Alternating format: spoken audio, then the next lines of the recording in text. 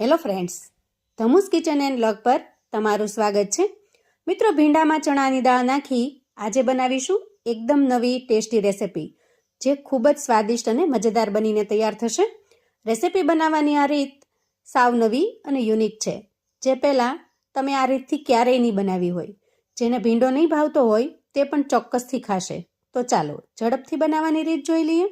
તો સૌથી પહેલાં આપણે અહીંયા 1 વાટકી જેટલી ચણાની દાળ લઈશું અને દાળને એક બાઉલની અંદર ટ્રાન્સફર કરીશું.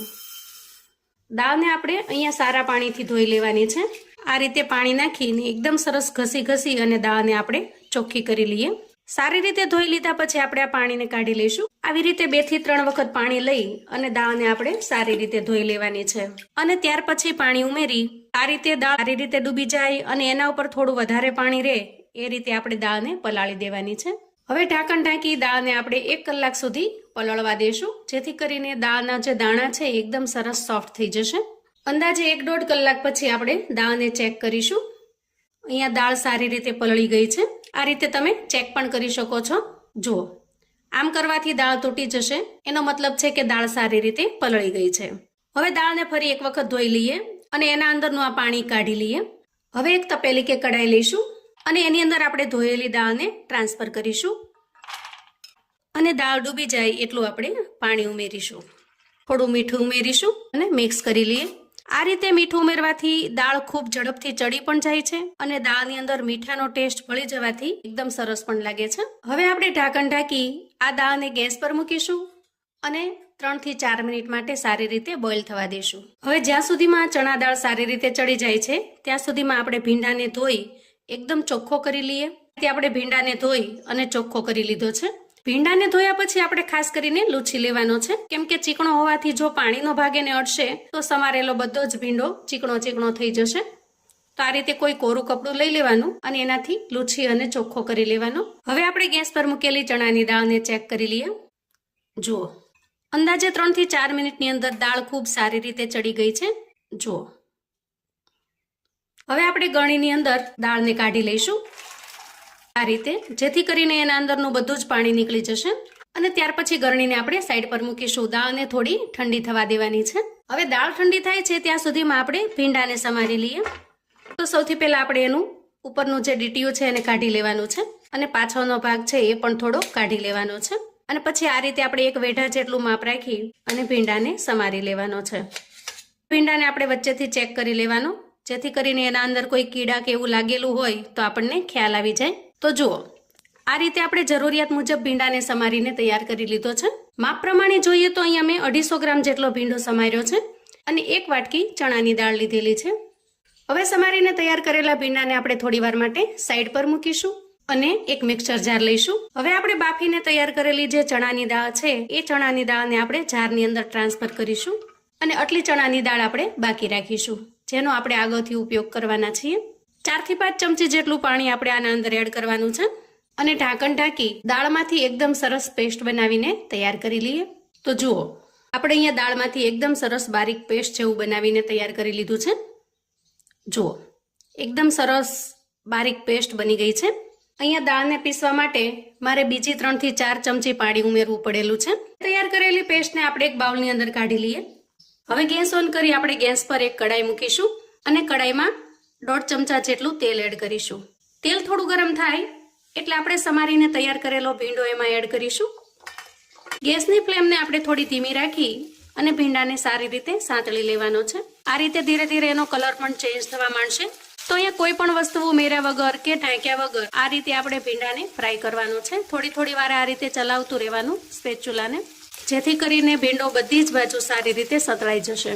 આજનું જે ભીંડાનું શાક બનાવવાની રીત છે એ થોડી અલગ છે, પણ આ રીતે એકદમ ટેસ્ટી એવું ભીંડાનું શાક બનીને તૈયાર થશે. અને હા, જો કોઈ ભીંડાનું શાક ન ખાતા હોય અથવા તો ખાવાની ના પાડતા હોય એને તમે જો આ રીતે ભીંડાનું શાક બનાવીને આપશો તો ચોક્કસથી માંગીને ખાશે, કે એટલું સરસ ટેસ્ટી બને છે કે જેને ભીંડો નહીં ભાવતો હોય એને પણ આ શાક ખૂબ જ પસંદ આવશે. તો અહીંયા મેં અંદાજે 4 થી 5 મિનિટ સુધી ભીંડાને સારી રીતે સાંતળી લીધો છે અને હવે ભીંડો સારી રીતે ચડી પણ ગયો છે. ભીંડાને કઢાઈમાંથી આપણે એક પ્લેટની અંદર કાઢી લઈએ. હવે કઢાઈની અંદર થોડું તેલ વધેલું છે, એના અંદર આપણે હજી અડધા ચમચા જેટલું તેલ એડ કરીશું કેમ કે ભીંડાનું શાક છે તો તેલ થોડું વ્યવસ્થિત હશે તો જ તમને ટેસ્ટી લાગશે. હવે આપણે એના અંદર અડધી ચમચી જેટલું જીરું એડ કરીશું અને થોડી હિંગ ઉમેરી દઈએ. ત્યાર પછી અહીંયા 3 થી 4 લસણની કળીને મેં આ રીતે અધકચરી ખાંડી લીધી છે, એને ઉમેરીશું. થોડી મરચાં અને આદુની પેસ્ટ કરેલી છે અધકચરી ખાંડેલી, એને ઉમેરીશું. અને ત્યાર પછી 2 મીડિયમ સાઇઝની ડુંગળીને મેં આ રીતે ઝીણી ઝીણી સમારી લીધી છે, એને ઉમેરી દઈએ. જો તમે લસણની ડુંગળી ન ખાતા હો તો બંને વસ્તુને અહીંયા સ્કીપ કરવાની છે. અહીંયા ડુંગળીને આપણે થોડી કાચાપણું દૂર થાય ત્યાં સુધી સાંતળી લેવાની છે. થોડી અમથી બ્રાઉન કલરની કરી લઈએ. ડુંગળી થોડી સતળાઈ જાય એટલે આપણે એક મીડિયમ સાઇઝનું ટમેટું આ રીતે ઝીણું સમારેલું છે એને ઉમેરીશું અને એને પણ ડુંગળીની સાથે સારી રીતે મિક્સ કરી લઈએ. હવે ડુંગળીને ટમેટા સારી રીતે સતળાય છે ત્યાં સુધીમાં આપણે એના અંદર સૂકા મસાલા કરી લઈએ. તો સૌથી પહેલા ઉમેરીશું સ્વાદ પ્રમાણે મીઠું. તો આપણે ચણાની દાળની અંદર એના પ્રમાણનું મીઠું એડ કરેલું છે જ્યારે બાફી ત્યારે. તો મીઠાને જ્યારે એડ કરીએ ત્યારે એ વસ્તુને ધ્યાનમાં રાખીશું. 1 ચમચી ધાણા જીરું પાવડર ઉમેરીશું, અડધી ચમચી જેટલી હળદર ઉમેરીશું, 1 ચમચી લાલ મરચું પાવડર ઉમેરીશું અને થોડું કાશ્મીરી લાલ મરચું એડ કરીશું. એનાથી ખૂબ સરસ કલર આવશે. હવે મસાલાને આપણે સારી રીતે મિક્સ કરી લઈએ. અહીંયા મસાલા સારી રીતે સતળાઈ ગયા છે. તો આ સમયે આપણે એડ કરીશું 1 ચમચી દહીં. અહીંયા ખાટું કે મોળું કોઈ પણ દહીં ચાલે, પણ જો તમારી પાસે મોળું દહીં હોય તો એકદમ બેસ્ટ રહે છે, ખૂબ જ સરસ બને છે. અને દહીંને આપણે મિક્સ કરી લેવાનું છે. દહીંને તમે ફેટીને ઉમેરી શકો છો અથવા તો ઉમેર્યા પછી આ રીતે મિક્સ પણ કરી શકો છો. શાકમાં ખટાશ માટે આપણે ટમેટા પણ ઉમેર્યા છે અને દહીં પણ ઉમેરેલું છે, તો વધારે કોઈ પણ જાતની ખટાશની આપણે જરૂર નહીં પડે. હવે જુઓ, ગ્રેવી સરસ તૈયાર થઈ ગઈ છે. આ સમયે જે તૈયાર કરેલી પેસ્ટ છે એ ઉમેરું છું. આ રીતે મિક્સ કરી દઈએ. જુઓ, આ રીતે ગ્રેવી એકદમ સરસ તૈયાર થઈ ગઈ છે અને દાળ ચડેલી હોવાથી તમારે ગ્રેવીને વધારે ચડવા પણ નહીં દેવી પડે. હવે બાફીને તૈયાર કરેલી જે દાળ હતી એને પણ ઉમેરીશું અને મિક્સ કરી લઈશું.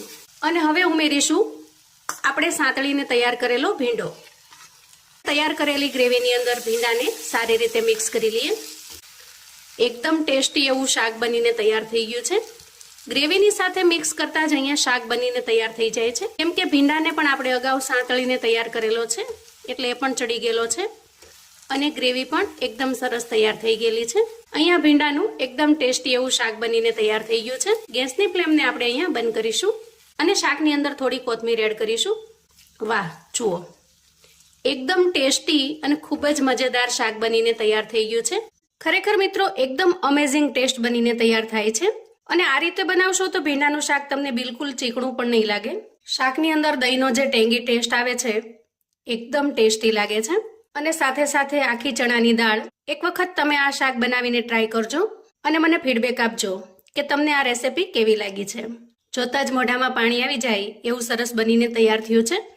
આ શાકને તમે લંચ બોક્સમાં કે ટિફિન બોક્સમાં પણ બનાવીને આપી શકો છો. કોરું હોવાથી ઢોળાવાની પણ ચિંતા નથી અને ટેસ્ટમાં એકદમ સરસ લાજવાબ લાગે છે.